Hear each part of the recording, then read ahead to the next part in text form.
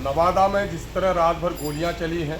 गरीबों के घर जलाए गए हैं, गरीबों के घर उजाड़े गए हैं, दलितों के इज्जत और आबरू के साथ खिलवाड़ हुआ है,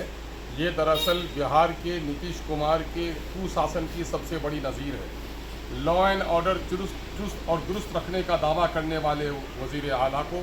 कौम के सामने में माफ़ी मांगनी चाहिए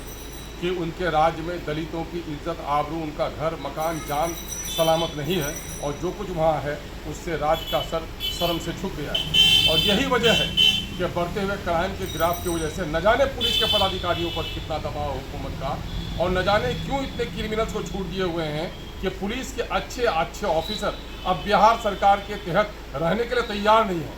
है ना। लांडे जी एक अच्छे पुलिस ऑफिसर थे, उनके लॉ एंड ऑर्डर का क्या कहना, लेकिन उन्होंने भी उकसाकर आज बिहार सरकार की मुलाजमत छोड़ दी और आईपीएस की नौकरी छोड़कर बिहार के इस कुशासन के खिलाफ लड़ाई लड़ने का इरादा किया है। इससे बढ़कर क्या सबूत हो सकता है। बिहार में दलितों का और ख़ास करके अक़लियतों के जान और माल के बारे में बड़ा सवाल खड़ा हो गया है। अभी समस्तीपुर से खबर आई है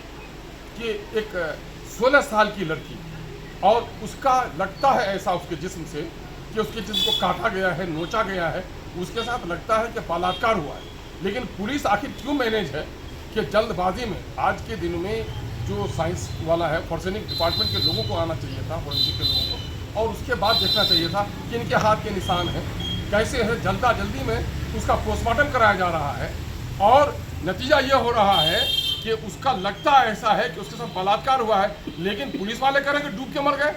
अभी जब पोस्टमार्टम की रिपोर्ट भी नहीं आई है तो लगता है एक शक की सुई वहाँ भी जाती है कि उस लड़की के साथ कहीं ना कहीं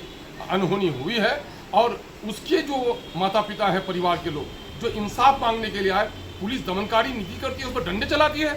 क्या इस मुल्क में इज्जत और आबरू के साथ जीना और इज्जत और आबरू की लड़ाई लड़ना भी पाप हो गया है? यकीनन है कि नीतीश कुमार जी के राज में ये सारे नंगे नाच हो रहे हैं। जनता को इसके खिलाफ उठना चाहिए। एमआईएम सरकार की निंदा करती है,